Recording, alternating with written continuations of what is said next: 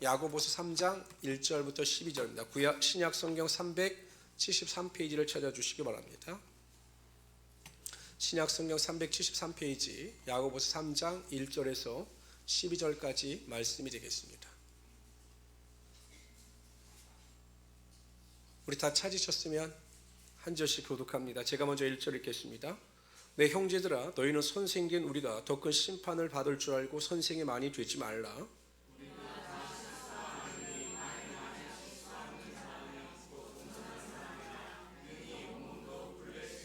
우리가 말들의 입에 재갈 물리는 것은 우리에게 순종하게 하려고 그 온몸을 지어하는 것이라.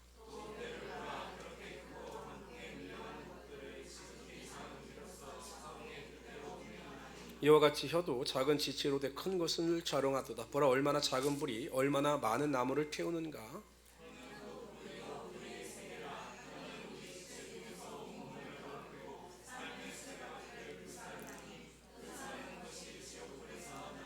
여러 종의 짐승과 새와 벌레와 바다의 식물은 다 사람이 길들일 수 있고 길들여 왔거니와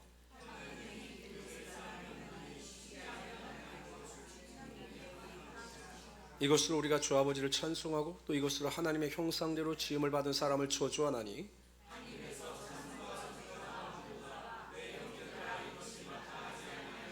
샘이 한 구멍으로 어찌 단물과 순물을 내겠느냐.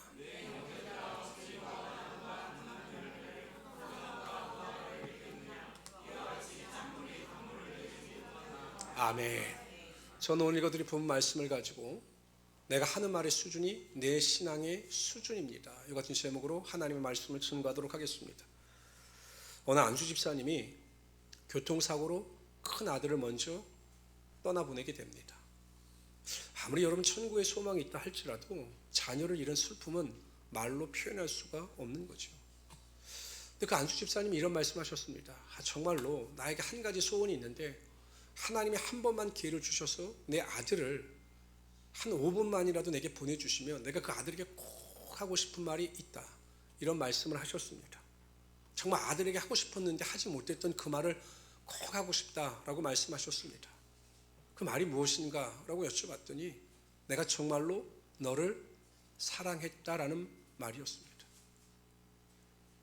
그 아들을 키우면서 매일 잔소리만 많이 했던 것이 후회가 됐던 겁니다. 공부해라, 열심히 살아라, 성실하게 살아라, 이런 잔소리를 많이 했던 겁니다.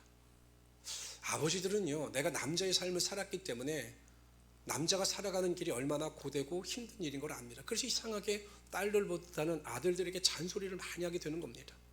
아마 그 안수 집사님도 그러한 연유로 인하여 큰아들에게 그러니까 잔소리를 많이 하고 정말 사랑한다라고 하는 말을 한 번도 못했다라는 것입니다.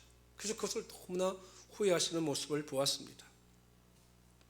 참, 말을 한다는 것은 쉬우면서도 어려운 일입니다.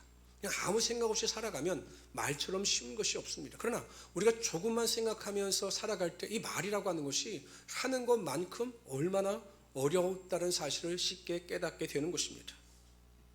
우리는 때로는 해야 할 말을 하지 못하고 하지 말아야 할 말을 하다가 후회할 때가 너무나 많습니다. 하지 말아야 할 말을 함으로 말미암아 가족에게 상처를 주고 또 성도들에게 상처를 줄 때가 많이 있습니다. 회사나 사회생활 할 때도 마찬가지죠. 하지 말아야 될 말을 해서 관계가 깨어지는 경우가 허다하게 많이 있습니다.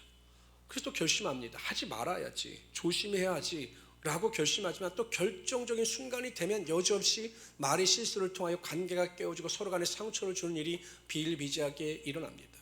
오늘 야고보 기자도 보면 그걸 강조하는 거예요. 혀를 길들이는 것이 정말 힘들다. 세상의 생물이나 동물은 다 길들일 수 있지만 혀를 길들이라는 것은 정말로 어려운 일이다라고 강조하고 있습니다. 그러면서 여러분, 오늘 2절에 보면 어떤 사람이 온전한 사람인가, 신앙에 대하여 성숙한 사람인가에 대해 이렇게 설명합니다. 말에 실수가 없는 자면 곧 온전한 사람이라. 그 사람의 믿음이 얼마나 좋은가, 그 사람이 얼마나 성숙한 사람인가를 알아보는 기준이 무엇이냐? 말에 실수가 없는 자라는 것입니다. 우리가 흔히 신앙을 판단할 때 이렇게 판단합니다. 얼마나 예배를 잘 드리는가, 또 얼마나 열심히 헌신과 수고를 마다하지 않는가, 또 얼마나 오랫동안 기도하는가, 이 정도를 보면 겉으로 나타나는 이런 모습을 보면 그 사람 믿음이 좋다, 신앙이 성숙했다라고 판단합니다. 그러나 그것은 신앙을 판단하는 기준이 아니에요.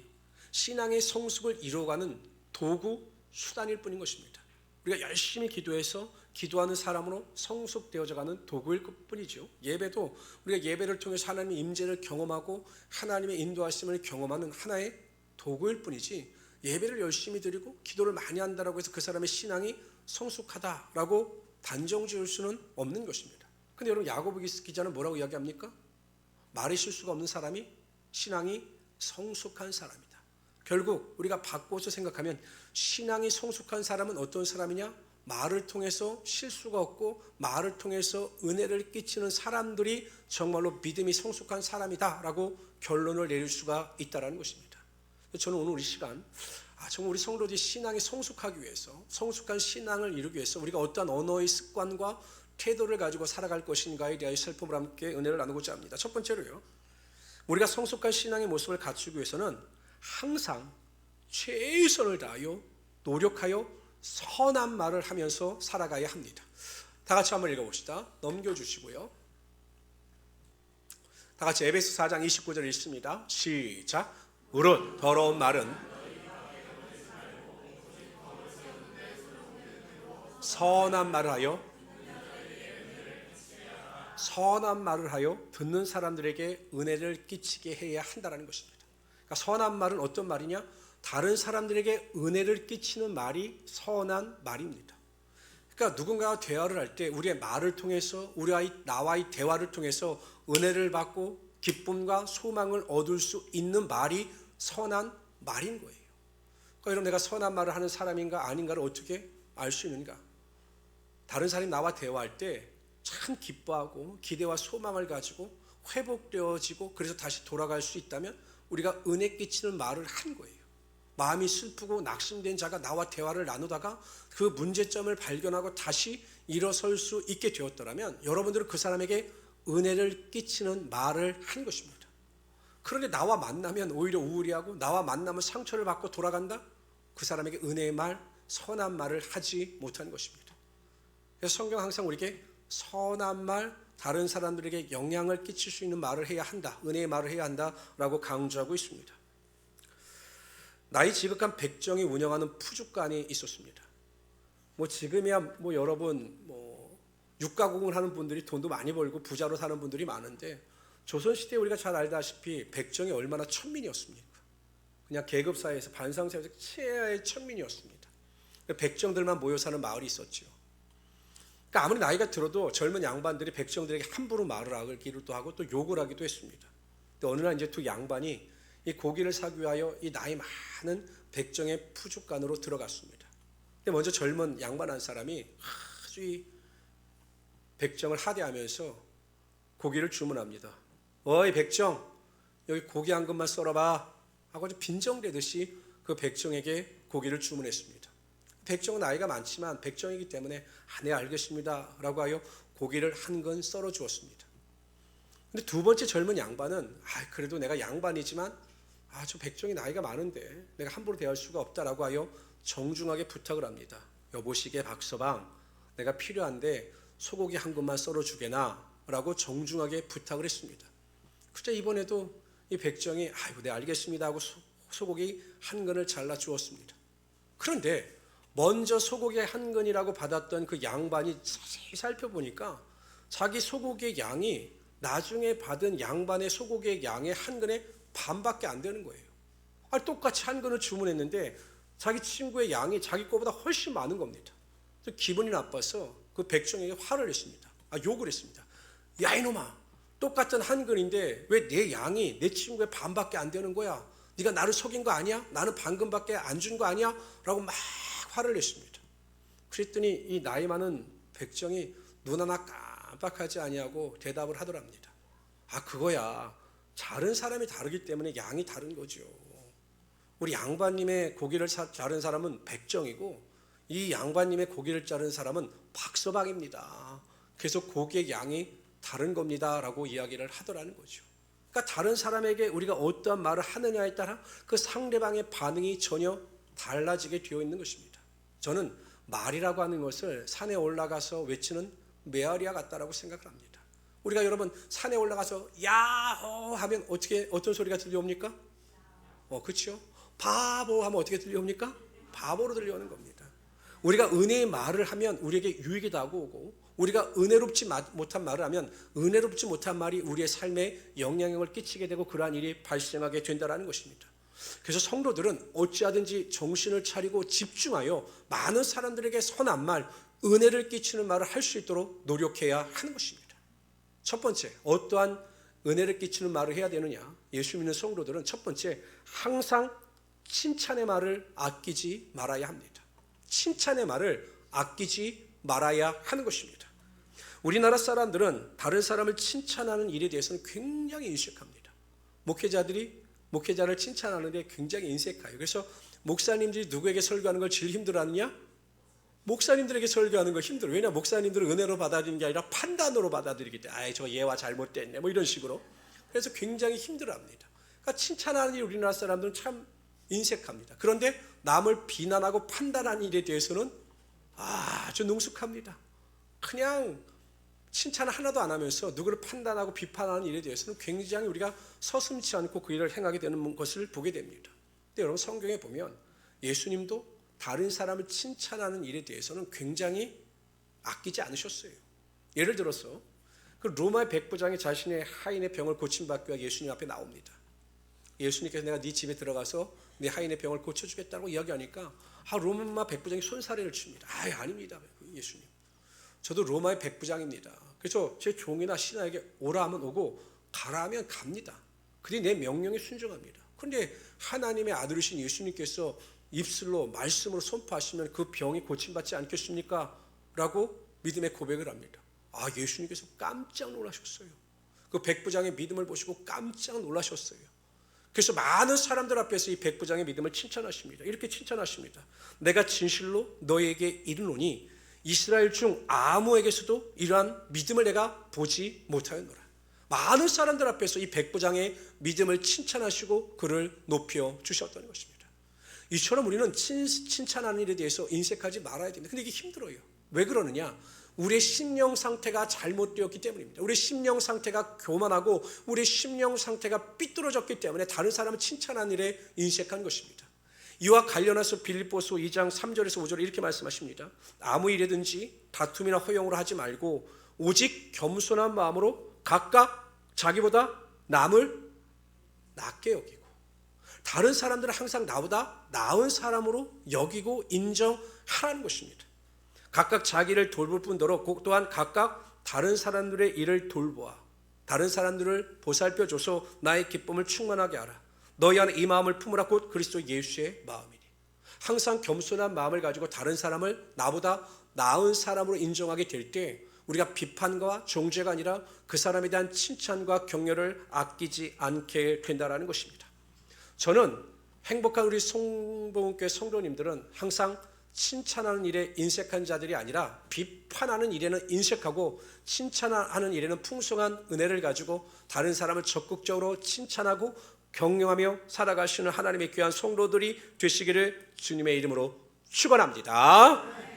두 번째, 우리가 덕을 세우고 은혜를 끼치기 위해서 어떤 말을 해야 되느냐? 결심하고 해야 될 말은 감사의 말을 아끼지 말아야 합니다.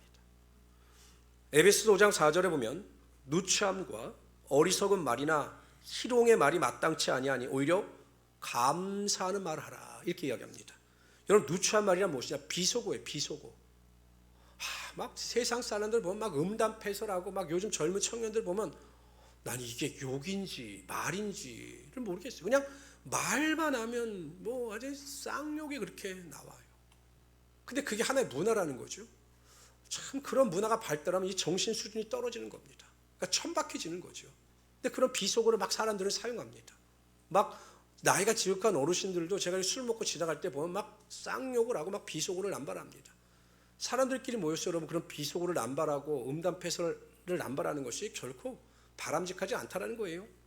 어리석은 말이란 무엇이냐? 아무 유익이나 가치가 없는 말입니다. 신변 잡기. 저는 사람들과의 대화를 나눌 때 등급을 나눕니다. A급, B급, C급 대화가 있어요. C급 대화란 뭐냐? 그냥 매일 드라마 이야기, 여행 갔다 왔던 이야기, 놀러 갔던 이야기만 하는 거예요. 만나면 뭐 연예인이 어떻고 누가 어떻고, 그냥 아침에 보면 저도 가끔 애기 엄마들 보면 브런치 먹으면서 그런 쓸데없는 이야기 굉장히 많이, 뭐 아파트 값이 어디가 올랐다 뭐 이런 이야기를 많이 합니다. 이건 C급입니다. B급은 그래도 믿진 않지만 꿈과 비전을 이야기하고 내일에 대한 기대, 삶의 질을 위해서 이야기하는 분들이 있어요. 어떻게 하면 내가 좀 더 사람답게 살고, 어떻게 하면 바르게 살고, 어떠한 꿈과 비전을 가지고 살 것인가, 이런 이야기를 하는 세상 사람들 많습니다. 이건 B급입니다. A급은 뭐냐? 오직 예수에 대한 이야기만 하는 겁니다. 믿음의 이야기를 하고, 말씀의 이야기를 하고, 삶에 나타난 하나님의 은혜에 대해서 이야기하는 거죠. 성도들은 A급 대화를 많이 해야 되는데, 이 어리석은 말, C급 대화를 하는 성도들도 굉장히 많다라는 것입니다. 희롱의 말, 다른 사람을 조롱하고 독소를 하는 말입니다. 이런 말을 버리라는 거예요. 그리고 어떠한 말을 많이 해야 되느냐? 상대방에게 감사의 말을 많이 해야 한다는 것입니다. 어느 목사님이 모임에 나오셨는데 막 얼굴이 피셨더라고요. 그래서 무슨 일인가라고 여쭤봤더니 자기 생일날 아들에게 아주 귀한 선물을 받으셨다는 겁니다. 그래서 저는 그분이 이 휴대전화, 모바일이 워낙 낡으셔서 이번에 아들이 휴대전화를 바꿔주셨나라고 제가 여쭤봤죠. 뭐 휴대전화 바꿔주셨어요? 라고 여쭤봤더니 아니라는 거예요. 그 뭐예요? 라고 여쭤봤더니 뭐 이렇게 전화기를 저한테 보여주면서 카톡을 보여주는 거예요. 카톡. 아들이 이번에 내 생일날 카톡 문자를 보내줬는데 이 카톡 문자가 정말 은혜로워서 내가 너무 기쁘다라는 거예요. 거기 보니까 내용이 이런 겁니다. 아버지 생신을 축하드려요. 아빠 생신을 축하드려요. 아빠가 나의 아빠가 되어주셔서 정말로 감사합니다. 아빠를 나의 삶에 선물로 보내주신 하나님께 감사합니다. 이런 카톡의 내용이 있더라고요. 근데 어디에 꽂히셨느냐? 아빠가 나의 아빠가 되어주셔서 감사합니다. 이거에 큰 은혜를 받은 거예요. 그게 뭐 은혜가 됩니까? 나는 선물이 훨씬 좋던데. 이 립 서비스는 소용이 없어요. 감사 말로 얼마나 할 수 있겠습니까? 근데 이 목사님은 아들에게 그 감사의 메시지를 받고 생전 말을 않던 아들이 이렇게 감사하는 마음을 가졌는지 몰랐다라고 굉장히 감동을 받으셨습니다. 조롱과 멸시의 말은 다른 사람에게 상처를 주고 아픔을 주지만 감사의 말은 다른 사람에게 감동을 주고 다시 세상을 살아갈 수 있는 힘을 공급하여 주는 겁니다. 누군가의 감사의 말을 들었을 때 사람들은 내가 세상을 살아갈 수 있는 가치를 발견하게 됩니다. 누군가에게 내가 감사의 말을 들었을 때 내가 참 세상을 잘 살았구나 라고 위로와 소망을 얻을 수 있게 되는 것입니다.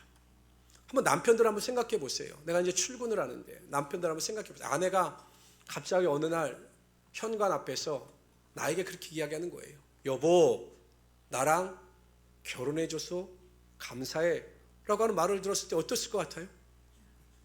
아내가 여보 나랑 결혼해줘서 감사해 라고 하는 말을 들으면 어떨 것 같아요? 권사님들은 뭐 좋다고 그러시겠지만 아내분들은 어떨 것 같아요? 아내분들은 여보 나랑 결혼해줘서 감사해, 당신은 하나님께서 보내주신 나에게 가장 큰 선물이야, 이런 말을 남편에게 들으면 어떨 것 같아요? 여러분 가서 회개하시기를 바랍니다. 저는 굉장히 힘이 될 것 같아요. 아내가 아내에게 정말 가치 있는 존재구나, 아내가 나를 인정해 주는구나 라고 힘을 얻을 수 있을 것 같습니다. 우리는 이 세상을 살아가면서 가족 간에 부부 간에 감사에 대해서 굉장히 인색합니다. 어찌하든지 우리의 감사의 마음을 전할 수 있고 감사를 표현해야 합니다. 아무리 귀한 보물이라도 가공하지 아니하면 그건 보화가 되지 못해요. 다이아 원석을 가공해야 값비싼 다이아가 만들어지듯이 우리가 표현하지 않는 감사는 감사의 가치로서의 그 존재를 발휘하지 못하는 겁니다. 오늘 결심하십시오. 집에 가셔서 항상 아내나 남편이나 자식들에게 감사의 마음을 표현할 수 있는 우리 성도들이 되시기를 주님의 이름으로 축원합니다.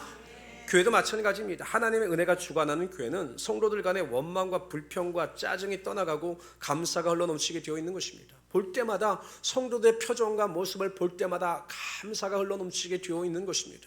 우리가 예배를 드릴 때마다 찬양을 인도하는 찬양팀을 보면서 나와 같이 예배드리는 성도의 옆모습을 보면서 모든 것이 감사할 수밖에 없는 거죠. 그래서 우리는 성도들 간에도 감사의 말을 표현할 수 있어야 하는 것입니다. 우리 권사님이 계셔서 권사님이 나와 함께 하셔서 정말로 감사합니다, 그리고 나는 행복합니다라고 하는 감사의 마음을 적극적으로 표현할 수 있어야 하는 것입니다.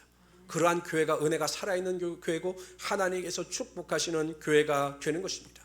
판단이나 정죄는 누구나 할 수가 있습니다. 조롱과 멸시는 죄악된 사람이라면 누구나 할 수 있습니다. 그러나 감사는 하나님께 은혜를 경험한 사람만이 할 수 있는 하나님의 선물인 것입니다.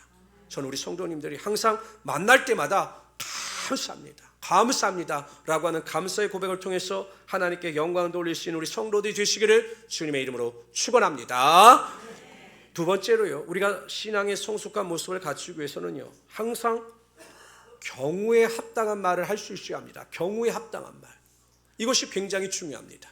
다 같이 한번 읽어봅시다. 잠언서 25장 11절입니다. 시작. 경우에 합당한 말은 아우르색인 은장반의 금사갑니다. 금상첨화라는 거죠. 말을 잘한다라고 하는 것은 말을 많이 하는 것을 의미하는 것이 아니라 경우에 합당한 말을 하는 것이 바로 은혜인 것입니다. 사람은 좋고 똑똑합니다. 그런데 항상 말을 할 때 보면 핀트가 맞지 않아요. 그리고 이 상황에서 그런 말을 하면 안 되는데 옳은 말인데 그 상황에서 그런 말을 함으로 말미암아 많은 사람들에게 상처와 아픔을 주는 경우가 굉장히 많습니다. 이거는 지혜입니다. 지혜. 제가 보기엔 정말 선함과 악함과는 상관없는 말의 지혜예요. 어떤 사람이 앞을 보지 못하는 맹인이 그 역에서 그냥 구걸을 하고 있었습니다. 근데 한 행인이 지나가다가 그 맹인에게 돈을 주면서 하루에 얼마나 버십니까? 라고 물어봤습니다. 그러니까 여러분, 앞을 보지 못하는 맹인 입장에서 보면 참 별걸 다 물어본다 라고 생각을 했지만 그래도 이야기를 합니다. 하루에 한 10,000원 정도는 법니다. 이렇게 이야기를 했습니다. 그러자 이 지나가던 행인이 그냥 지나가지 않고 그래요? 그러면 그 앞에 써 있는 팻말을 좀 주십시오. 이제 팻말을 가져다가 고쳤어요. 원래 그 팻말에는 그렇게 써 있었습니다. 저는 태어날 때부터 맹인입니다. 이렇게 써 있었습니다. 근데 그것을 지나가던 행인이 글귀를 바꿔줬어요. 그리고 이제 떠나갔습니다. 그리고 한 달 뒤에 우연히 그 길을 지나가다 그 같은 자리에서 같은 국어를 하고 있는 그 맹인을 만났습니다. 그래서 다가가서 반갑게 인사를 하고 내가 지난번에 그 사람이다라고 이야기를 하고 한 달 동안에 어떻게 좀 수입이 좀 늘었습니까? 라고 여쭤봤더니 이제 하루에 평균 5만 원 이상이 들어온다는 거예요. 10,000원에서 5배가 뛴 거죠. 그래서 자기가 너무 고마워서 한번 꼭 만나 뵙고 싶었는데 너무 감사하다고 그러면서 물었습니다. 과연 나는 태어날 때부터 보지 못하는 맹인입니다. 이 글귀를 어떻게 바꾸셨길래 사람들이 저에게 이렇게 많은 적선을 하고 많은 재물을 줍니까? 라고 물어봤더니 그 행인이 그렇게 이야기를 하더랍니다. 제가 별거 바꾼 것 없습니다. 저는 이렇게 기록했습니다.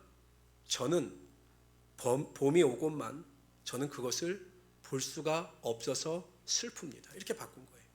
똑같이 앞을 보지 못하는 맹인인데 말을 바꾼 거죠. 찬란하고 아름다운 봄이 오지만 저는 그것을 보지 못해서 아쉽습니다. 이렇게 말을 바꾸니까 사람들의 마음에 감동이 온 거죠. 야, 이 찬란하고 아름다운 봄을 보지 못하다니 얼마나 인생이 힘들까. 그래서 여러분, 그 앞을 보지 못하는 맹인에게 더 많은 물질을 주게 되었던 것입니다. 이처럼 똑같은 말이라 할지라도 상황이나 조건에 따라 어떻게 표현하고 어떻게 말을 하느냐가 굉장히 중요합니다. 근데 제가 많은 성도님들을 만나고 많은 목사님들을 만나보면 어떻게 초를 치느냐, 이 상황에서는 그 말을 하면 안 되는데 그 말을 했다가 모든 상황을 초를 치는 겁니다.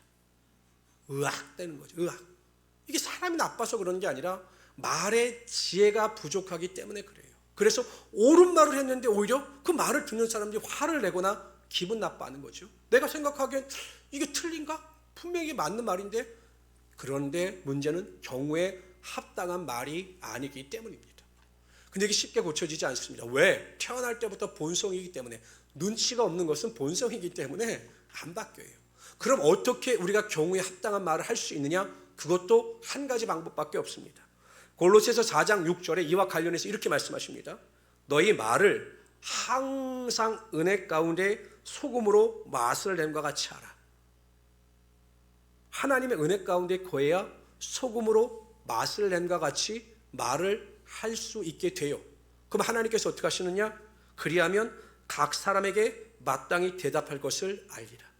각 사람에게 경우에 합당하게 말할 수 있는 은혜를 부어 주실 것이다 라고 약속하셨습니다.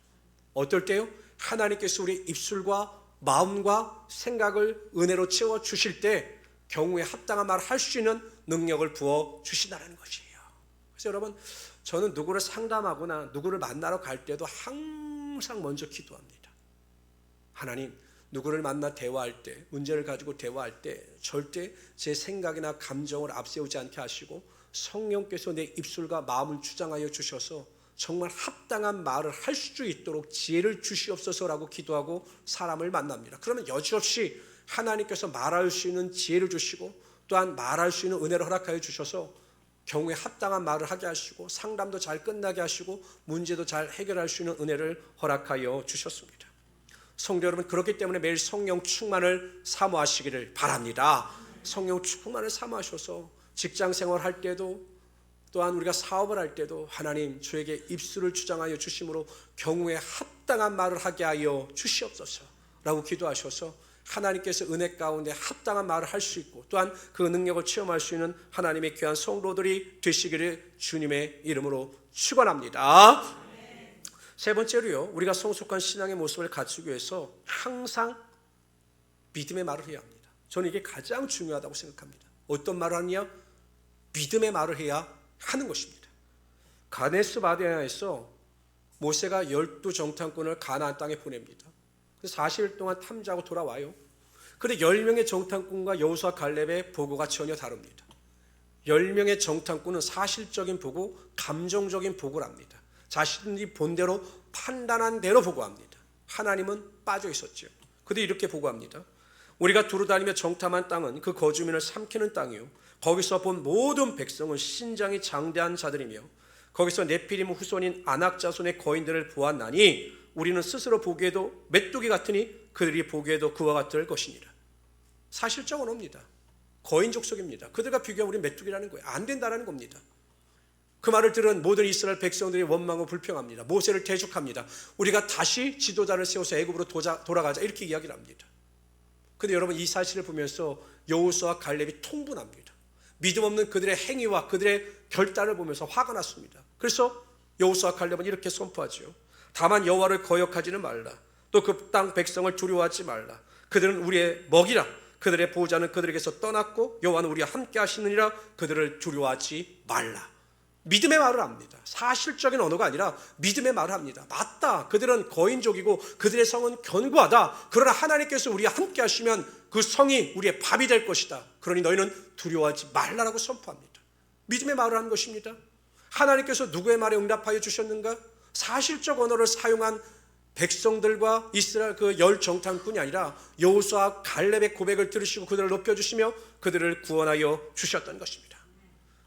민수기 14장 28절에 보면 그들에게 이르기를 여호와의 말씀에 내 삶을 두고 맹세하노라. 너희 말이 내 귀에 들린 대로 내가 너에게 행하리니. 하나님은 우리가 말한 대로 들으시고 그대로 행하시는 하나님이 되시는 거예요. 매일 나는 없다, 나는 어렵다, 나는 힘들다 라고 하면 하나님께서 그 말을 들으시고 그대로 행하신다는 것입니다. 몸이 아파도 매일 아프다라고 하는 병약의식을 가지고 살아가면 하나님께서 그 말씀을 들으시고 그렇게 하신다는 겁니다. 그러나 우리가 환경에 압도되지 아니고 믿음의 선포라는 겁니다. 하나님께서 분명히 믿음대로 행하신다라고 말씀하셨사오니 이 모든 환경이 변하여 하나님의 선으로 나타날 것이다. 내 병은 고침받을 것이다. 나의 삶에 풍성한 복이 임하게 될 것이다 라고 믿음의 고백을 하면 하나님께서 그 믿음대로 되게 하여 주시는 것입니다. 그러니까 여러분, 그 혀에 권세가 있어요. 삶의 환경에 지배받지 마시고 믿음의 고백을 매일 하시며 나아가시기를 바랍니다. 말이 곧 운명이 되고 말이 곧 우리의 미래가 되는 것입니다. 그래서 믿음의 말을 통해서 항상 하나님의 놀라운 은혜와 능력을 맛보며 살아갈 수 있는 하나님의 귀한 성도들이 되시기를 주님의 이름으로 축원합니다. 제가 얼마 전에 경험인데요, 우리 목사님들과 이제 만나서 유명한 베이커리 카페가 있으니까 한번 가보자. 저도 한번 꼭 가보고 싶어서 가보자. 또 우리 목사님이 이야기하시는데 거기는 그렇게 소나무가 아름답다라고 말씀하시는데 그 소나무 한 그루에 10억이래요.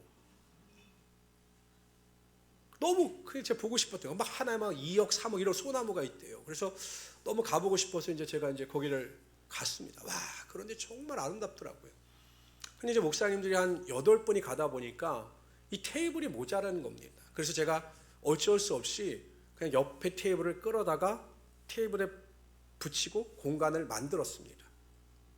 그런데 조금 시간이 지나니까 이렇게 작업복을 입으신 한 분이 들어오시더니 이렇게 자리를 정리하시는데, 저는 그분이 이게 그 자리를 정리하고 청소하시는 분인가라는 생각이 들었어요. 그래서 제가 이제 동의를 얻지 않고 자리를 옮겼으니까 그분에게 제가 정중히 말씀을 드렸죠. 연세도 있으시길래 어르신, 제가 허락받지 않고 이렇게 자리를 옮겼습니다. 그러나 걱정하지 마십시오. 제가 떠나가게 되면, 우리가 자리를 이제 집에 가게 되면 이걸 다 원상복귀 시키고 깨끗하게 할 테니 어르신 너무 신경 쓰지 마십시오라고 제가 말씀을 드렸더니 그분이 웃으시면서 그렇게 하세요라고 가셨어요. 근데 조금 있다 보니까 그분이 빵을 들고 오는 겁니다. 그 베이커리에서 가장 비싼 빵을 쟁반에 가득 들고 오시는 거예요. 그러더니 나보러 먹으라는 거예요. 이게 뭐지? 아니, 이게 어려운 분이 이 빵을 왜 사서 나한테 주지? 그래서 제가 이거 안 시켰습니다. 그냥 드세요. 제 성입니다. 라고 해서 하도 간곡히 말하니까 제가 그 빵을 먹었어요. 나중에 알고 보니 그분이 사장님이셨어요. 거기 사장님이셨어요. 근데 제가 그렇게 공손하게 말을 하니까 이 사람이 참 얼굴도 잘생겼는데 착하네. 그래가지고 그냥 빵을 그렇게 갖다 준. 그때 경험했죠. 정말 말 한마디가 인생을 바꾼다라고 하는 말이 맞구나. 여러분, 별거 아니잖아요. 그냥 그분 고생하시는데 그냥 제가 자리 옮길 테니까 이 말 한마디가 그분한테는 큰 감동으로 오는. 그래서 빵을 제가 얻어먹었는데 이번에 또 가서 그렇게 한번 해보려고 했더니 안 보이시더라고요. 이번에 안 보이시더라고요. 가보니까. 근데 제가 경험하죠. 우리가 의식하지 않아도 항상 하나님께서 가르쳐 주신 대로 언어의 습관을 가지고 살아가면 우리의 인생에 참 좋은 일이 생기는구나. 말이 그만큼 중요하구나라는 생각을 하게 되었습니다. 좀 설교의 제목이 여러분들에겐 기분 나쁘게 들릴 수도 있어요. 내가 하는 말의 수준이 내 신앙의 수준입니다. 그런데 맞습니다.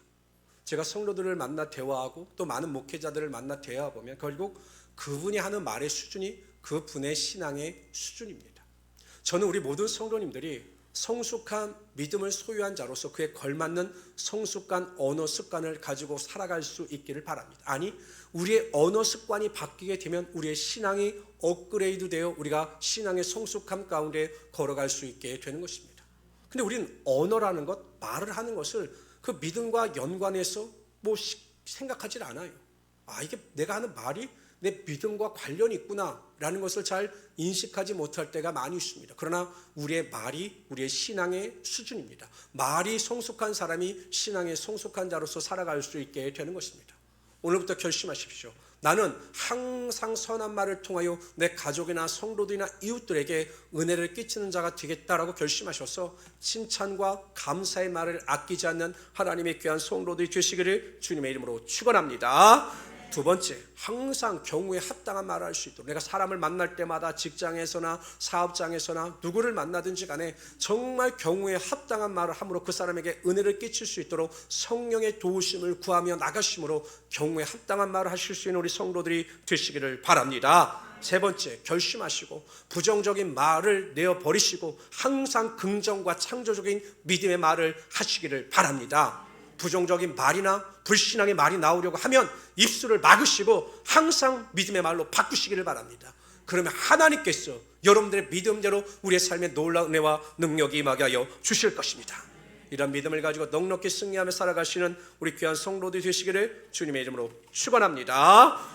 조시아